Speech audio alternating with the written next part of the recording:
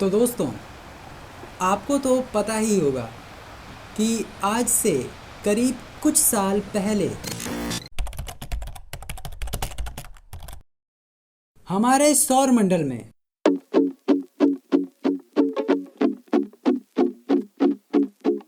यानी कि हमारे सोलर सिस्टम में एक समय ऐसा भी था जब कभी 9 प्लैनेट्स हुआ करते थे। Mercury, Venus, earth, Mars, Jupiter, Saturn, Uranus, Neptune and Pluto. लेकिन फिर दोस्तों एक समय ऐसा भी आया कि हमारे सोलर सिस्टम में से 9वें ग्रह यानी कि प्लूटो को हटा दिया गया। ये तो बहुत नाइंसाफी हुआ। और जब से प्लूटो को हमारे सोलर सिस्टम में से निकाला गया तब से लेकर आज तक, जब तक कि कोई एक नए ग्रह की खोज नहीं हुई है, तब तक हम स्कूल में भी सिर्फ यही पढ़ते हैं कि हमारे सोलर सिस्टम में अभी टोटल 8 ग्रह हैं। तो आखिर जो 9वां ग्रह था यानी कि प्लूटो, उसे हमारे सोलर सिस्टम में से क्यों निकाला गया और प्लूटो का नाम प्लूटो कैसे पड़ा, क्या है इसके पीछे की रियल स्टोरी, तो ये जानने के लिए चलते हैं फ्लैशबैक में।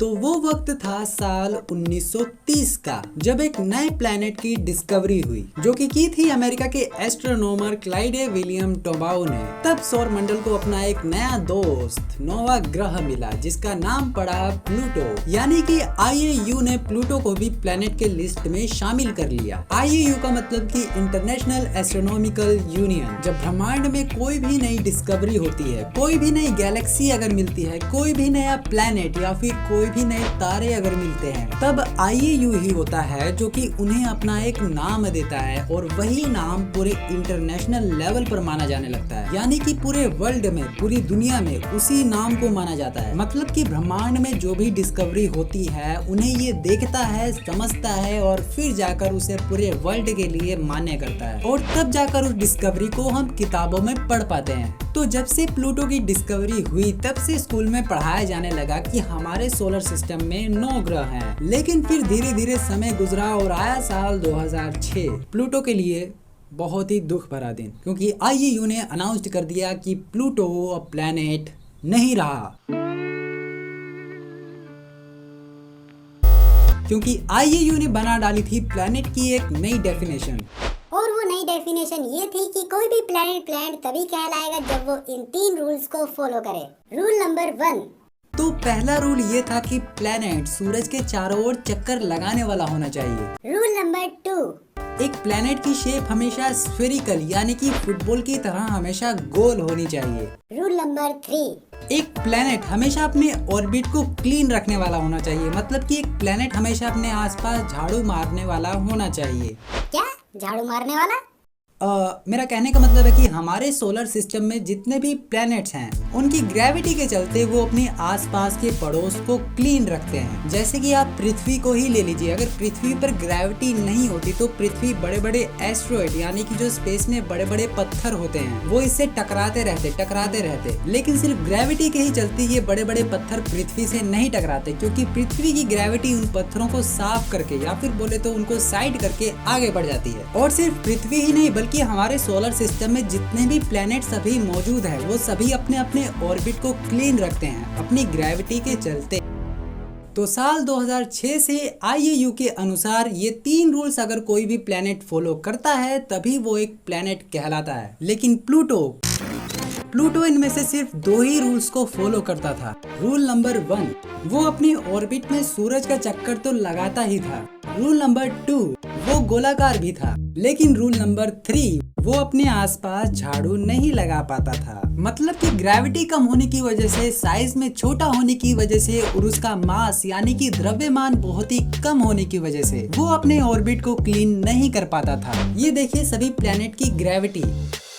और अब प्लूटो की ग्रेविटी को देखिए, 0.62 मीटर प्रति सेकंड स्क्वायर, जो कि बहुत ही कम ग्रेविटी है बाकी सब प्लैनेट्स के मुकाबले। हमारे सोलर सिस्टम में अभी जो सबसे छोटा प्लैनेट है वो है मरकरी का मास यानी कि द्रव्यमान देखिए।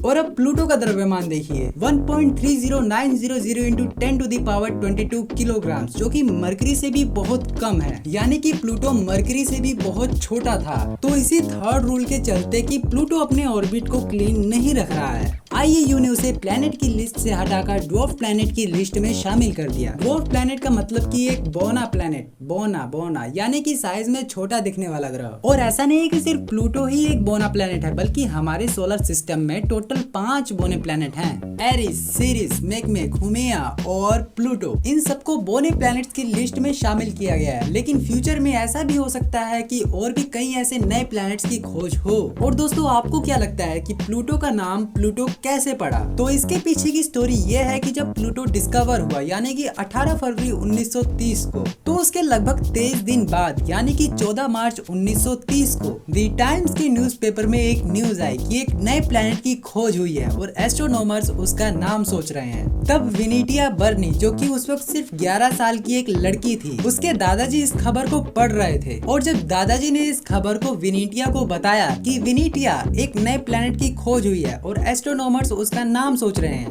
तब विनीटिया बर्नी ने अपने दादाजी को कहा कि दादाजी, प्लूटो कैसा रहेगा, जो कि अंडरवर्ल्ड के रोमन गॉड हैं। तब दादाजी को वो नाम बहुत ही अच्छा लगा, यानी कि प्लूटो का नाम भी एक भगवान के ऊपर ही पड़ा है। तो दादाजी ने इस सुझाव को एस्ट्रोनॉमर हर्बर्ट हॉल टर्नर के पास भेजा और हर्बर्ट हॉल टर्नर ने इस नाम पर सभी एस्ट्रोनॉमर्स की राय ली। सबको ये नाम अच्छा भी लगा। क्लाइडे विलियम टोबाउ, जिन्होंने इस प्लैनेट की खोज की थी, उन्हें भी ये नाम अच्छा लगा। और बस फिर क्या, 1 मई साल 1930 को इस नाम को अपना लिया गया और फिर इस नए प्लैनेट को मिल गया अपना एक नया नाम, प्लूटो। मतलब कि प्लूटो का नाम रखने वाली एक 11 साल की लड़की विनीटिया बर्नी ही थी। तो ये थी प्लूटो की पूरी कहानी। उम्मीद है दोस्तों कि आपको इस वीडियो से कुछ न कुछ नया और अलग जानने को जरूर मिला होगा। फिर मिलेंगे दोस्तों अगली वीडियो में कुछ ऐसी ही इंटरेस्टिंग साइंस के साथ। तब तक के लिए आपको दिल से थैंक यू वेरी मच।